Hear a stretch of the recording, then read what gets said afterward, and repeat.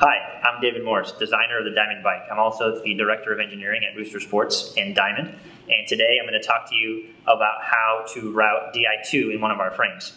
It's actually pretty simple. I've spent a fair amount of time as a tri-bike mechanic, so I've done hard time, and I understand the frustrations behind some of the cabling designs on today's TT bikes and triathlon bikes. So in designing this frame, I was trying to make it as simple as possible for mechanics, just to give them a break.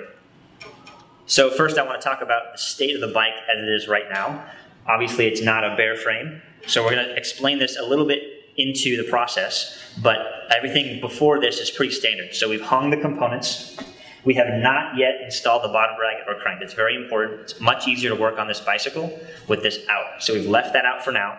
And then in the front, we have our handlebars installed and all the cables routed through the handlebars. And that will change depending on which handlebars you choose on your bicycle. So now we know what we're doing. I'm going to go over quickly which tools and components we'll need to complete this job. The tools you'll need for this job are a DI-2 plug tool, a 2.5mm Allen wrench. You'll need the 2 cable guides provided with the frame, which is our upper cable guide specific to DI-2, and our lower cable guide and the hardware. You will need 2 B junctions and 1 A junction. This is the 5-port A junction, and these each are the 4-port B junctions.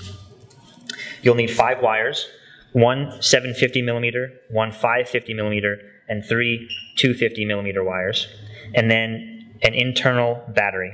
And we've coated this battery with the hook side of Velcro, and that's so that we can store it inside the beam when we're done. All right, so to start the process, we're going to have a short 250 wire, a 550 wire, a 750 wire, and 1 B junction. To start things off, we'll take the 550 wire and starting from the rear derailleur side, feed the plug through the exit hole and chase it all the way until you see it protruding from the bottom bracket.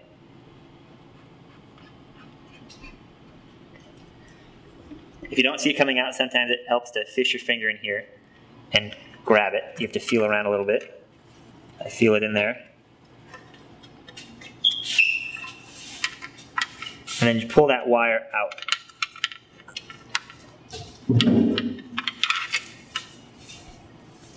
All right, so we don't lose it. I'm going to take our B junction and plug it in.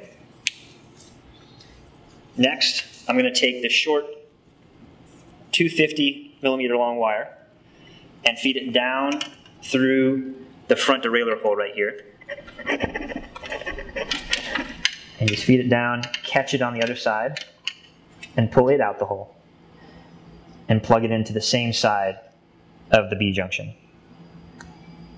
And you'll hear a firm snap when you have it in place. With the other end here, you can plug this into the front derailleur port, which is kind of hiding under here, and the rear into the rear derailleur port, which is also kind of hiding. The cable's plugged in at the bottom bracket into the B junction. You can plug them in respectively to the rear derailleur and the front derailleur. The front derailleur is a little tricky to reach up in there, so it's helpful to use the DI-2 plug tool, which we have right here. There you go. So once we have the rear and front cables plugged in, we'll move on to the longer 750mm cable that routes it up to the headset. We first have to feed it through our top cable guide, which has a pretty interesting shape. It's a little bit of a keyhole where the large portion fits both the plug of the cable, and once you move it up there, now there's space for cable housing for the brake. Once you have this in here, you can feed it in place and slide it down the down tube.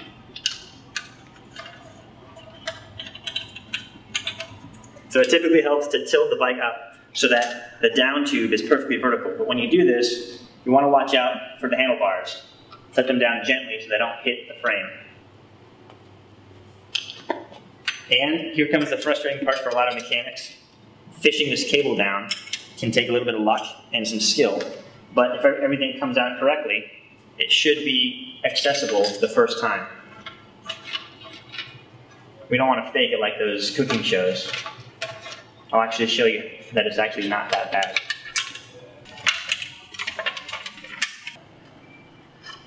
So once you have this 750mm cable out the bottom bracket, plug it into the opposite side of the B junction,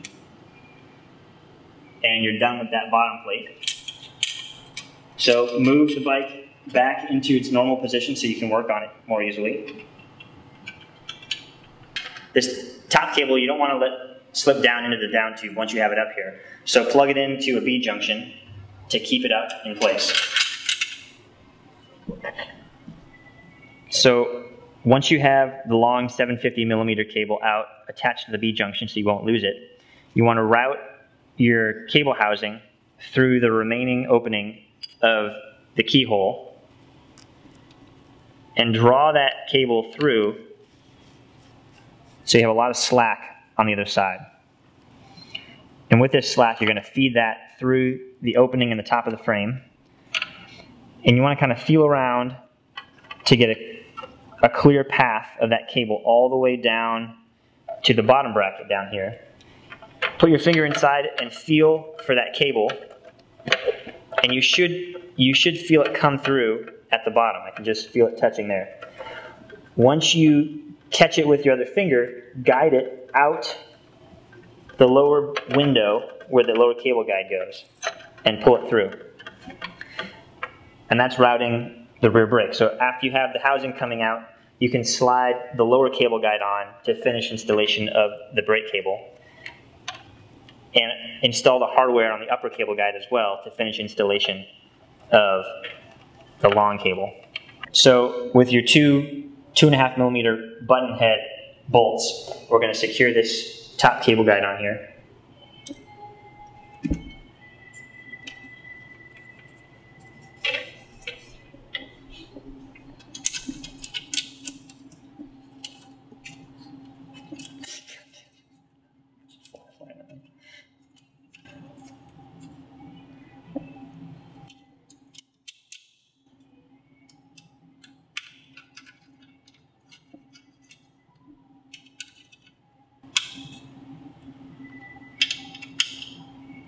Okay, and then same with the rear cable guide, same bolt goes underneath here.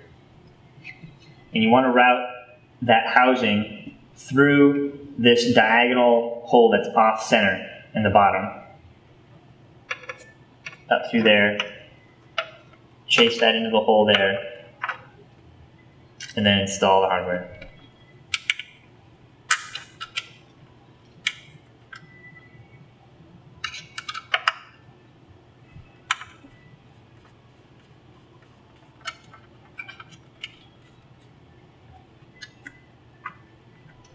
All right, and this will route to the rear brake. You have your cables all connected under the bottom bracket. Just stuff that back inside before you install the bottom bracket. And then for the front cables, you now have this B junction with which you can connect all your other cables to.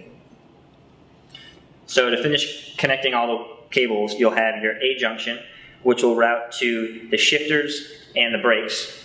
And then one of those connections will go back to this top B junction here, which also connects to the battery.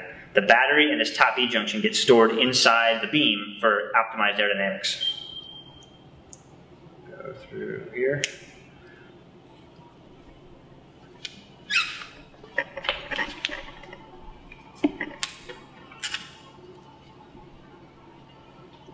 Battery to B junction. And then A junction connects to right side brake, left side brake, right side shifter, and left side shifter.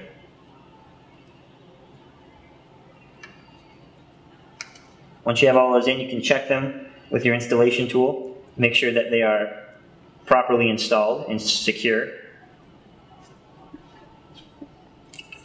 And then slide it into the A-junction mount on your stem.